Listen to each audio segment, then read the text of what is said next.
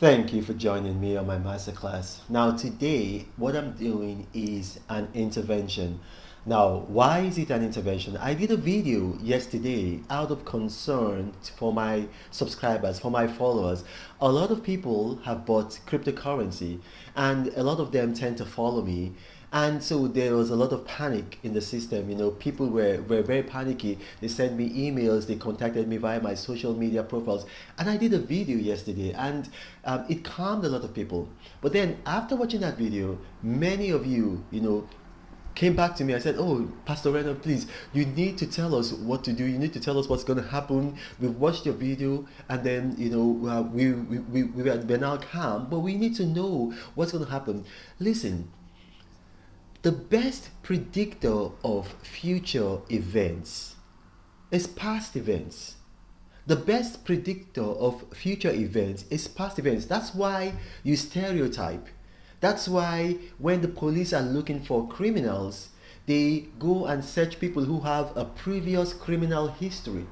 Because the best predictor of what you're going to do in the future is what you've done in the past. So let's focus on what cannot lie. And that's the evidence. And what is the evidence? Data. Let's focus on data. You don't need to panic. Yes, crypto is down. Bitcoin has lost about 9% of its value. Same with Ethereum. And then other smaller coins have lost much more of their value. I mean, put things into perspective. If you panic, you will not recover from what is happening. So, what is happening? I explained to you yesterday, there are a variety of factors. One of the factors, like I explained yesterday, is what's happening in China. China, they're going after cryptocurrency miners, especially Bitcoin and Ethereum miners in the Sichuan region of China. They've sent secret police there. They've sent regular police there, and it's a major route. So these people, they will have to live there. Some of them have been arrested. Some of them they've been made to disappear. It's China, after all. You know what happens there. But that's not the end of the world. They will go to other places. Secondly, Russia is doing the same thing. Now, I don't know if it's coordinated because with what's happening right now in Ukraine, I know that Russia and China and Iran have been doing some coordination. They've been doing some war games. So, I mean, it's a bit of a coincidence that China is doing this and then Russia is doing that. But that's only a part of the picture. So you need to take in the big picture. The Feds, that's the US Federal Reserve Bank, has been hawkish. They've been hawkish of recent, and they've actually leaked information, because obviously when you have New York Times, Reuters, and the Wall Street Journal carrying information, somebody has leaked it, that they are going to raise rates 3 times this year. Because the Biden administration is having a crisis. There's a supply crisis and there's an inflation crisis. So they say, okay, well, they might raise rates thrice this year, and it's having an impact on the market. So now what you're hearing, because the media, they like sensation, and you have to understand, the media is a business. Why are they doing sensation? They're doing sensation because they want people to watch their CNN, their Fox, their CNBC, their MSNBC, and all of that, because that's how they make money. That's how they sell advert space to advertisers, by the number of people that watch. And the same thing with newspapers. So they are sensationalizing stories. Now, taking the big picture, what's happening?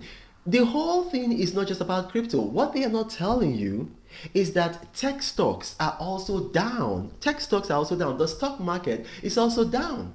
Nasdaq is down 13%. From November. It's actually down 13%. Now, you don't have to take my word for it. You go and research these things. I deal in facts. I don't deal in speculation. I study, I research, I read a lot. I'm a voracious reader.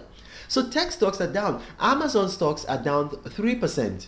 Netflix just announced that, listen, that subscriber numbers there's going to be a downward slide. So it's affecting the market. The S&P 500 index is down as well. Amazon stocks are down 3%. Nasdaq from November, from what the high that they had in November, they are down 13%. Even the dollar and the pound, they've gone down.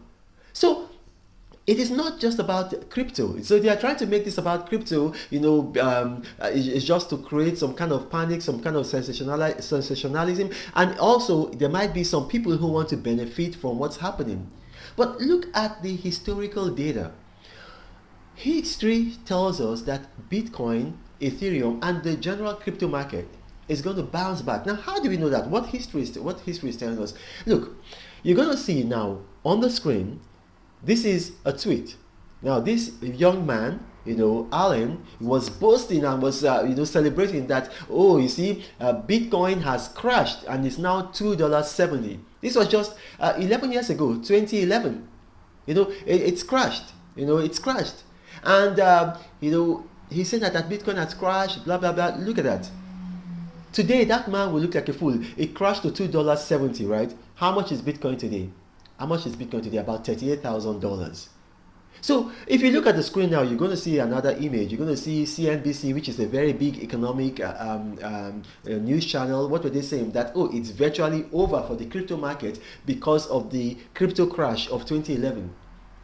And then is it virtually over? No. So since that time till now, 2022, the price of Bitcoin and Ethereum, have actually multiplied by a factor of over 1,000. So you can see how they sensationalized it. I mean, more stories are going to come up on the screen. You're going to see there are more stories coming up on the screen. So you can see how they sensationalized it. I've got stories here. If I tell you, I've got stories here. You can see them. I'm reading them. I've got stories here because that's the thing. I am a researcher. I've got stories here from years back. When they were saying the same thing about cryptocurrency, it bounced back. One thing you have to understand is this. Banks don't like cryptocurrency. Why? Because cryptocurrency is going to run them out of business.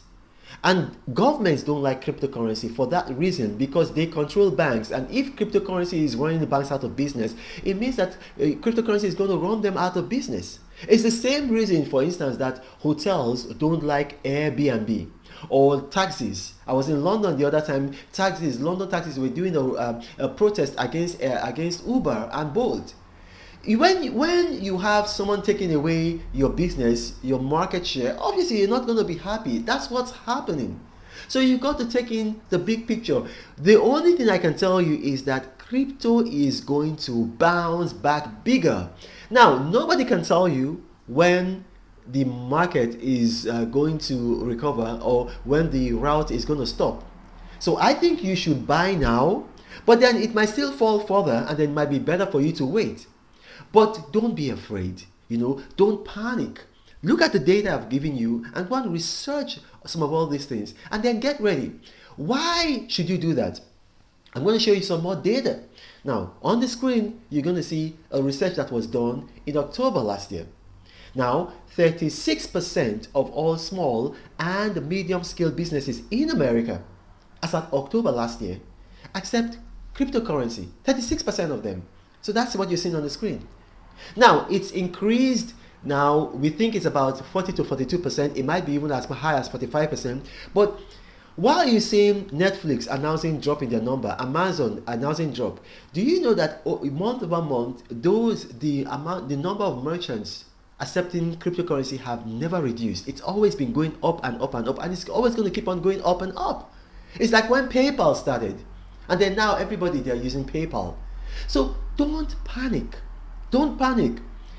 This was expected. Now it's here. Hold on to your crypto. Buy some more now. But maybe you want to wait until the market goes down, and that's a risk. What if it recovers? So I think you should buy now. But man, it's your own call. It's your own judgment. But do not be afraid. This is not the end of cryptocurrency. Cryptocurrency will see the end of fiat money before the fiat money will see the end of cryptocurrency. My name is Reno Omokri. Now, if you watch this and you have questions, now put them in the comment section. Now, don't tell me you like my jacket. No, that's not the kind of question I'm talking about. Don't tell me, do you dye your beard? Incidentally, I don't dye my beard. That's not the kind of question I'm talking about. If you have questions arising from what I've just taught, then ask them, and I'll do my best to respond to them. And then remember, I do not have a WhatsApp forum. I do not have a Telegram channel. I do not have Gmail email address. Scammers have seen that my videos tend to go viral and global, and so they create fake YouTube profiles, and then they go to the comment section and approach people, and then they tell them WhatsApp for Fora, they give them Gmail email addresses, they give them Telegram channels, and that's how they dupe people. Everything I do for free. So you got to be wise. Thank you for watching. This is Ronald Mokri, and God bless you.